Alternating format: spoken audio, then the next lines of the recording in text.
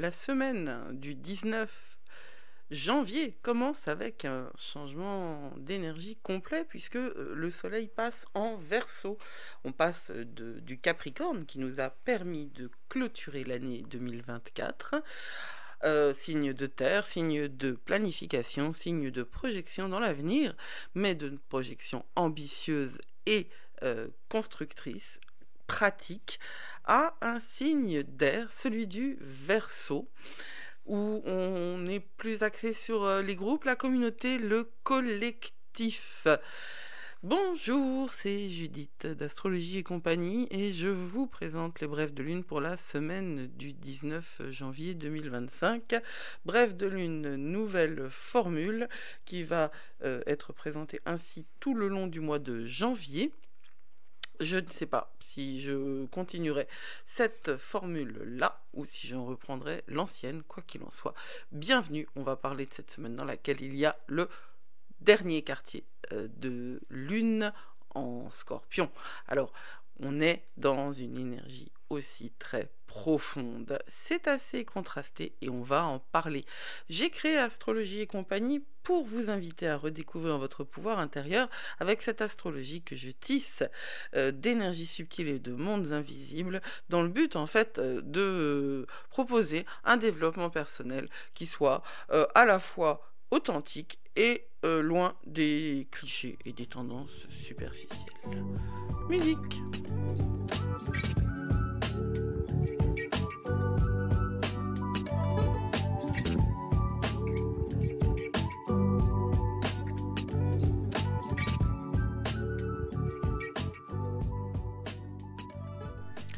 Oui, alors le soleil en Verseau, donc c'est vraiment un shift complet. Un de ces passages que je trouve la fin de l'année, en fait, astrologiquement parlant, la fin de l'année zodiacale, c'est c'est un des moments les moins fluides. Et je trouve que le passage du Capricorne au Verseau et du Verseau du Verseau au Poisson, non, mais du Poisson au Bélier. C'est-à-dire que avant d'arriver sur la nouvelle lune en bélier qui, pour moi, marque le début d'une année lunaire, d'ailleurs je ne suis pas la seule parce que il y a quand même tout l'Asie qui fonctionne sur ce principe, sans compter d'ailleurs l'islam. Le passage du Capricorne en Verseau, c'est un passage qui est certainement très bénéfique pour nous donner un petit peu d'élan, un petit peu comment dire, de collectif, après qu'on ait vécu dans la création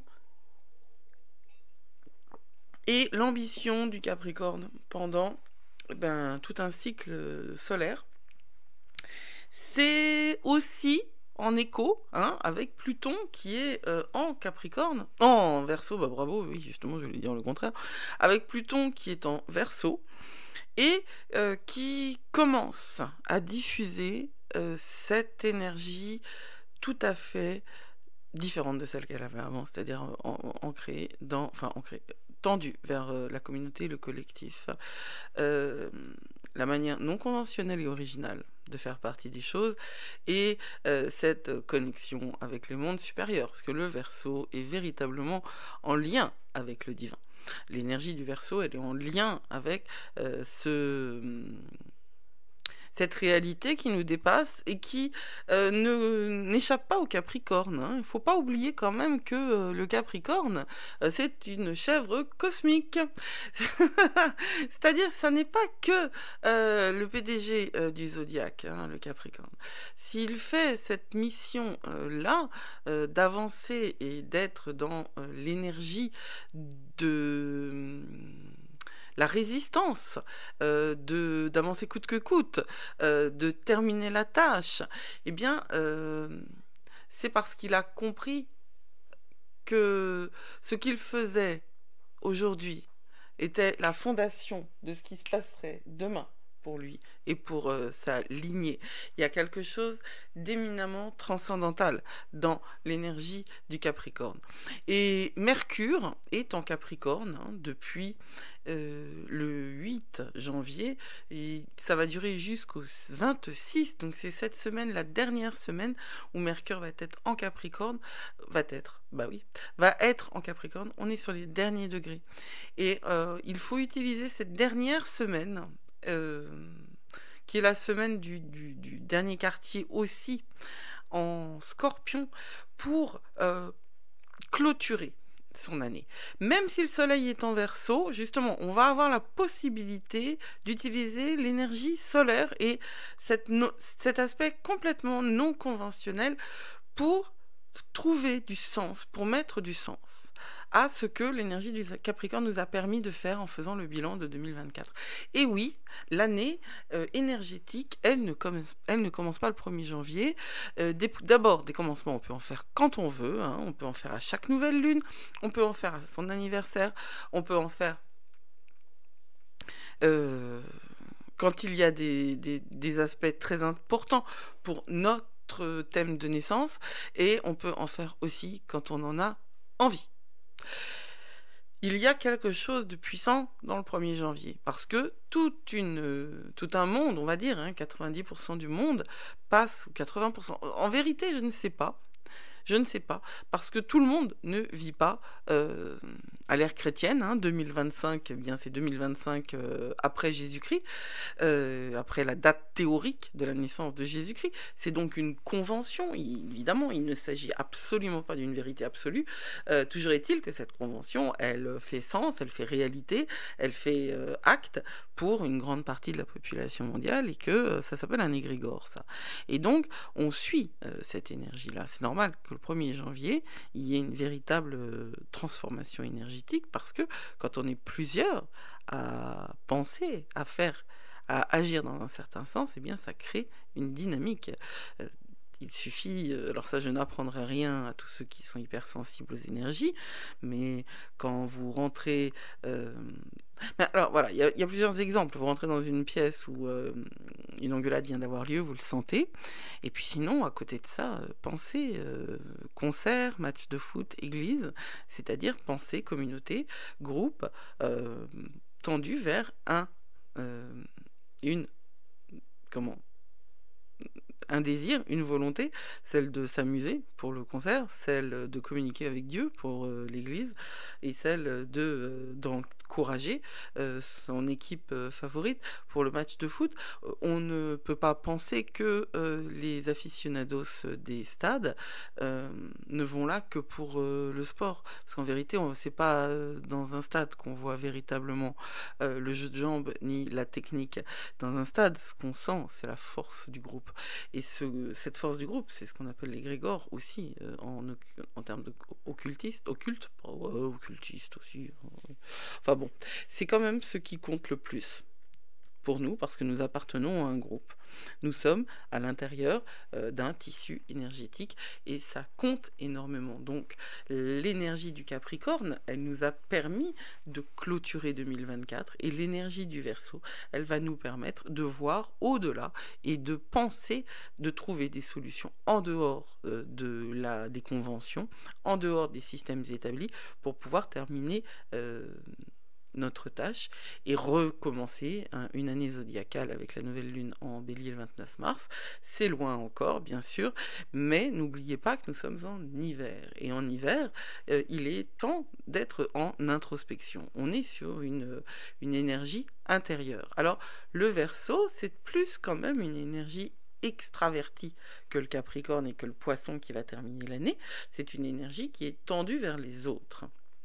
Et c'est intéressant de voir que cette énergie tendue vers les autres, elle commence le 19 janvier et elle s'arrête le 17 février d'ailleurs. Et c'est donc un moment où on est au cœur de l'hiver, mais où on doit créer des liens. Et je trouve ça très intéressant parce que ça nous rappelle que en autarcie, on n'est pas grand-chose. Voilà. Et que les liens, ils sont phénoménaux et ils sont extrêmement importants.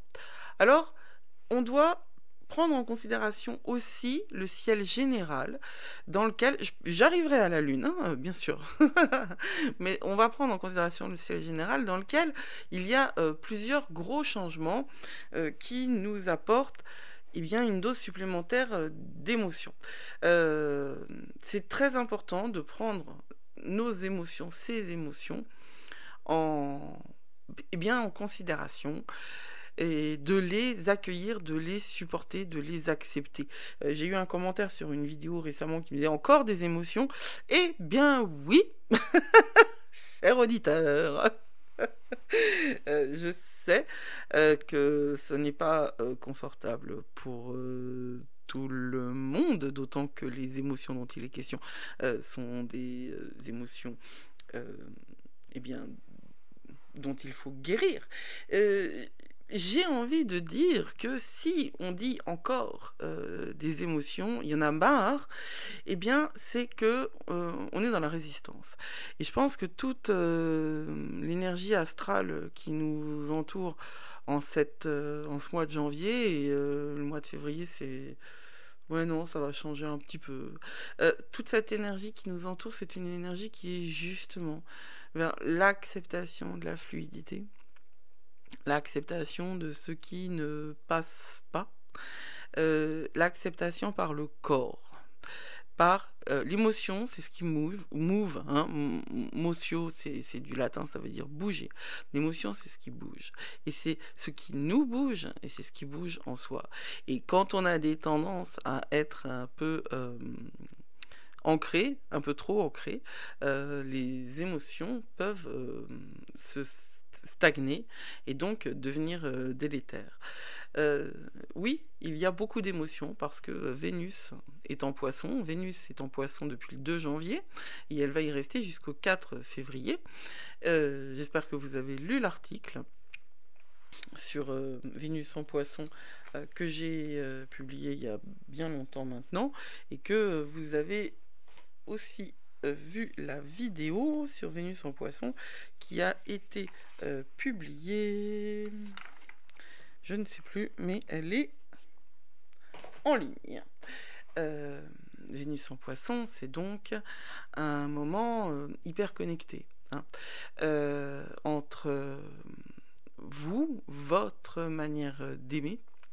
Mais Vénus, elle dirige le taureau, hein. C'est pas une manière d'aimer théorique, c'est pas une manière d'aimer abstraite. Vénus dirige l'amour sensuel, physique, la relation à l'argent. On est véritablement dans quelque chose de très concret. Quand Vénus est en Poisson, c'est l'hypersensibilité qui se retrouve augmentée.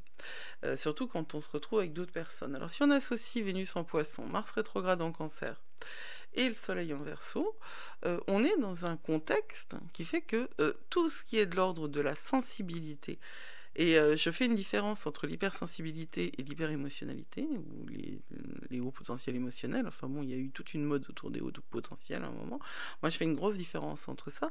Les signes d'air, et essentiellement le Verseau d'ailleurs, sont la marque d'une hypersensibilité. L'hyper-émotionnalité, c'est autre chose. Ça, ce sont les signes d'eau.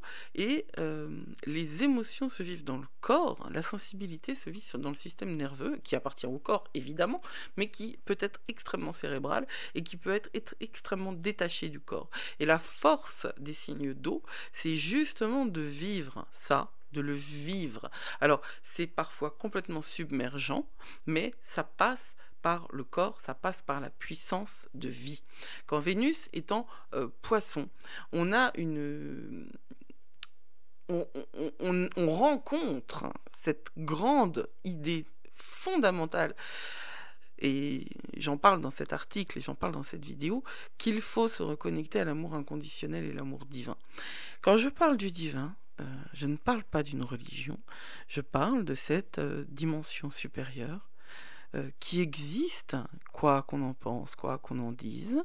On peut être athée, c'est-à-dire refuser la religion, et concevoir la spiritualité, c'est-à-dire que nous ne sommes pas la mesure du monde, et que notre réalité d'humain elle se vit à l'intérieur d'une réalité universelle qui est bien plus large.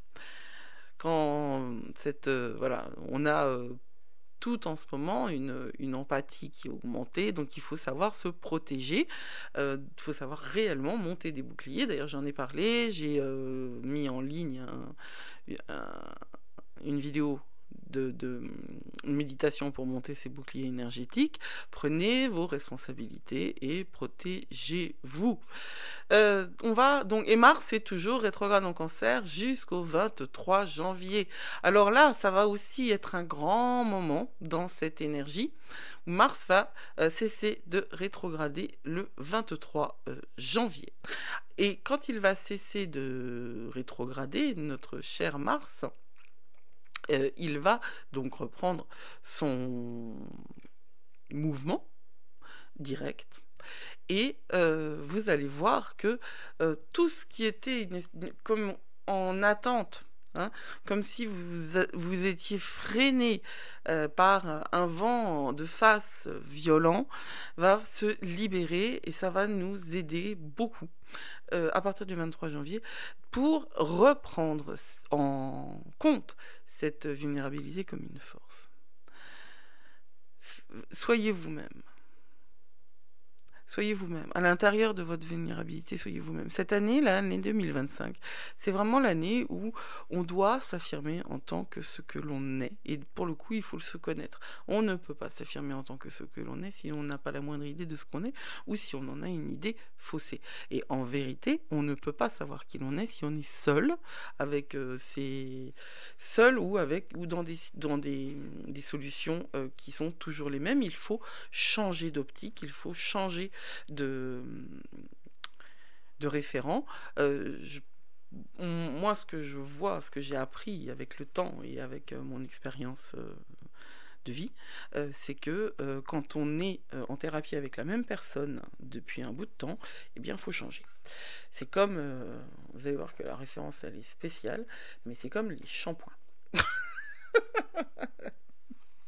Quand on se fait attention à ses cheveux, et c'est vrai que moi j'aime particulièrement, c'est marrant cette histoire de cheveux, mais voilà, c'est une autre histoire. Je pense que c'est vraiment une puissance cosmique. Hein. Samson et Dalila, c'est une histoire. Dans la Bible, il y a quand même énormément d'histoires universelles, d'archétypes en fait, hein, qui nous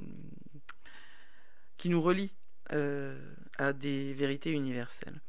Et donc pour moi, les cheveux, c'est important. Et quand on utilise toujours le même shampoing, eh bien le cheveu ne reçoit pas les bénéfices qu'il avait au départ. Et c'est la même chose avec l'accompagnement thérapeutique. J'ai dans ma famille des gens qui ont vu le même psychanalyste pendant 10 ans, parce que c'est visiblement comme ça que ça fonctionne, et je peux vous assurer que il eût été bénéfique que quelque chose changeât. Parce que là aussi, j'espère que vous avez vu cette vidéo sur la zone de confort. Il y a un moment, en fait, tout ce qui est à l'intérieur de nous tend à installer le confort, c'est-à-dire que notre inconscient n'a qu'un seul objectif, c'est que ça ne change pas. Et quand on reste dans une répétition, une habitude, eh bien, on ne change pas, on ne grandit pas, on n'est pas poussé dans ces retranchements, et c'est uniquement poussé dans ces retranchements en vérité qu'on se transforme, parce que là où on ne veut pas aller, c'est là où on doit aller, et que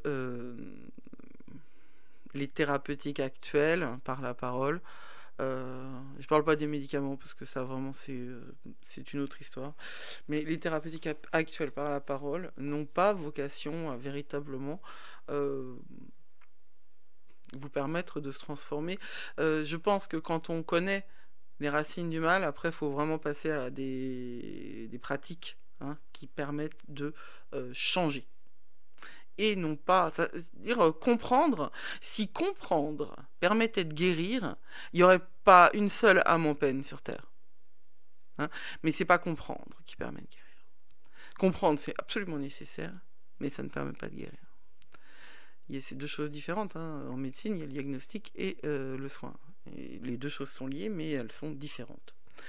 On est donc cette semaine du 20 avec on commence la semaine avec la lune en balance, donc dans une espèce d'amour en fait, hein, de moment où entre Vénus en poisson, le soleil en verso, Mercure en capricorne, d'ailleurs il sextile à Saturne en poisson, donc on est dans une capacité de composer nos pensées et de leur donner un élan supplémentaire.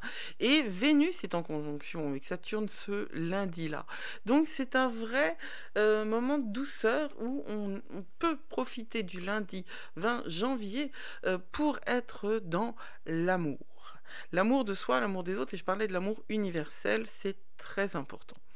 Ce qu'on a aussi, c'est une conjonction, le 21, j'ai oublié de le dire, entre le Soleil et Pluton. Cette conjonction-là, donc c'est un quasi-mythe Pluton, qui va nous aider énormément à nous exprimer et à ressentir la puissance de la transformation et de l'intensité de cette transformation dont nous avons besoin. Et cette conjonction, si j'en ai pas parlé, c'est tout simplement parce que pour moi, elle va totalement avec le fait que le 21 janvier, c'est également le dernier quartier de lune en Scorpion, dans les tout premiers degrés du Scorpion. Alors ce dernier quartier, il est très... vraiment très important. On est à une semaine de la pleine lune en Cancer, où vous avez déjà encore vécu des choses puissantes et intenses, où vous avez accepté, toléré, accueilli ces énergies de guérison, et c'est un espace sécure. Elle est relativement paisible. Elle est puissante, mais elle est paisible. C'est une pleine lune. Bon, d'accord, elle est opposée à Mars. Bon, vous avez entendu la vidéo dont j'ai parlé, dans laquelle j'ai parlé de toutes ces énergies-là, mais quand même, elle nous a... D'abord, elle est passée. C'était il y a une semaine. Et entre le moment de la pleine lune et le moment du dernier quartier, c'est la première phase de gibbeuse décroissante, et c'est une phase très particulière de la Lune où on commence à se libérer, hein, et à interroger ce qu'on va regarder et de ce qu'on va laisser derrière nous. Et le dernier quartier, eh bien, c'est comme tous les quartiers, c'est un moment d'équilibre, et tous les équilibres sont des moments difficiles, hein, toujours. Mais c'est un moment où le ralentissement, en fait, vous voyez, cette espèce de pleine lune qu'on peut considérer comme un apex, comme le sommet de la vague qui descend d'intensité jusqu'à arriver au moment de le calme total de la nouvelle lune. Eh bien, ça passe par ce dernier quartier. Une semaine après la pleine lune, une semaine avant la nouvelle lune, c'est un moment où on doit ralentir, où on doit intégrer les informations, faire le choix de ce qu'on laisse et de ce qu'on garde, et se préparer pour le nouveau cycle, qui est donc la semaine d'après, qui sera la semaine de la nouvelle lune en Verseau. Ce dernier quartier de lune en Scorpion, il va être très intense, hein. La lune en Scorpion, c'est une lune qui est dans une... Et d'autant, le Scorpion est dirigé par Pluton, alors traditionnellement par Mars, mais depuis qu'on a découvert Pluton, on a considéré que c'était la bonne planète pour ce signe-là. Le signe du Scorpion, c'est celui qui fait pour moi la transition entre...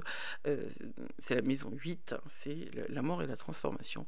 On a compris, on a fait une partie de notre expérience sur Terre, l'âme a fait une partie de cette expérience sur Terre qui est posé par les premiers signes, et à partir du Scorpion, on est dans une immanence, on a compris qu'il y avait quelque chose de plus. Et un dernier quartier de lune en Scorpion, on est dans véritablement la profondeur des ombres. Et c'est une profondeur qui peut faire peur, mais je vous invite à ne pas avoir peur de vos ombres en général, et je vous invite à ne pas avoir peur de ce temps en particulier de profondeur des ombres, parce que c'est c'est en ayant accès à ce qu'il y a de souterrain en nous, en ce qu'il y a d'inconscient en nous. euh, Comme la lave. Vous voyez, le scorpion, c'est un signe d'eau, mais pour moi, c'est un signe d'eau brûlante qui correspond à de la lave qui va bouillonner et qui va nous permettre de comprendre où sont les clés de la transformation. Où sont les clés de la transformation par la conscience de ce que nous avons en nous de paradoxal. Il faut accepter, là aussi, il faut lâcher. Et comme on est vraiment dans un mouvement descendant énergétique pour aller vers la nouvelle lune, qu'on est dans un mouvement où cette lune, elle est en scorpion jusque vendredi, hein, où il y a un petit vide de course et elle passe en Sagittaire vendredi 24 à 5h26. Vous voyez, ça nous fait quand même... C'est rare, ces derniers temps, on n'a pas eu des lunes qui étaient aussi longtemps dans un signe. Hein. Elle rentre en scorpion à 17h20 et elle reste en scorpion ce mardi soir, ce mercredi et le jeudi toute la journée. Et le soleil est conjoint à Pluton, donc on a un cœur de semaine où on va vraiment pouvoir utiliser l'énergie du soleil en Verseau qui est dans ses premiers degrés, Mercure en Capricorne qui nous aide à structurer notre pensée, Vénus en Poisson qui nous aide à communiquer avec le divin, tout ça pour trouver des solutions pour nous et pour comprendre à l'intérieur de nous où sont nos difficultés. Quand elle passe en Sagittaire, notre lune, elle nous aide à entrer dans un moment de feu et où on va pouvoir utiliser cette compréhension que nous avons eue pour avancer, hein, agir, faire ce que nous avons à faire, non pas dans l'action véritable, parce que n'oubliez pas que nous sommes dans une phase descendante de la Lune, donc évidemment que vous pouvez être en action. Hein. Le Mars a cessé de rétrograder au moment où la Lune entre en Sagittaire. Donc, si vous êtes porté par autre chose que la Lune, c'est tout à fait possible, c'est un bon moment pour agir. Hein. Quand la Lune est en Sagittaire, c'est un bon moment pour agir. Et puis, on est aussi avec un sextile entre Mars et Uranus, et Mercure est hyper actif, hein. Il est opposé à Mars, il est... qu'est-ce qu'il a d'autre ? Il est sextile à Neptune dimanche, donc tout ça nous offre la possibilité de comprendre comment mettre tout en place, et quand elle lui rentre en Capricorne dimanche, on aura des éclairs de révélation. Voilà. La révélation, en fait. On a le cœur de semaine qui est dans les profondeurs de la relation à soi et à son inconscient. Et ensuite, grâce aux actions successives du Sagittaire, qui durent donc, c'est vendredi 24, samedi 25, et dimanche 26 à 14h38, la Lune entre en Capricorne. Donc on a en plus une énergie qui est plutôt stable et qui va nous accompagner toute cette semaine pour pouvoir finir le mois de janvier en ayant fait ce que nous avions à faire au mois de janvier, c'est-à-dire complètement terminer le bilan de 2024 et complètement programmer, planifier 2025. Il y a pas mal de vides de course, hein. Il y a un grand vide de course mardi 21, juste avant qu'elle rentre en Scorpion.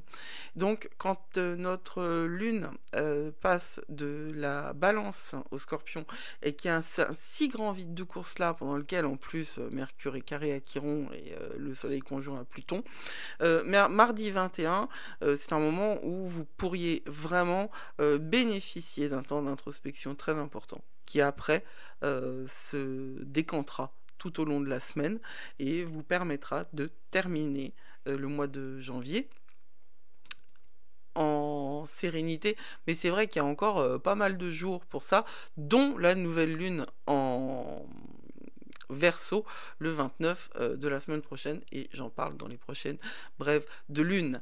Je vous souhaite une très belle semaine en introspection, en compréhension, en pensée non conventionnelle et en exploration de vous-même. Prenez soin de vous, vous êtes plus fort que vous croyez. Blessed be.